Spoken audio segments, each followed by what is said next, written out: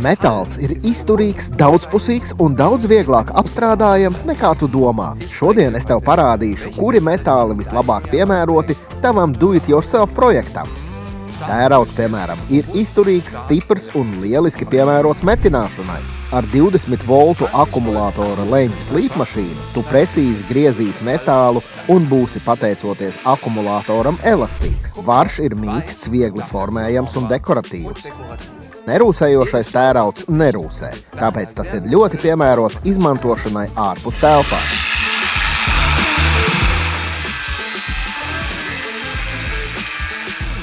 Alumīnijs ir izturīgs, viegls un elastīgs. Ja tev nav liekšanas darba galda, tad nostiprini loksni starp diviem tērauda leņķiem.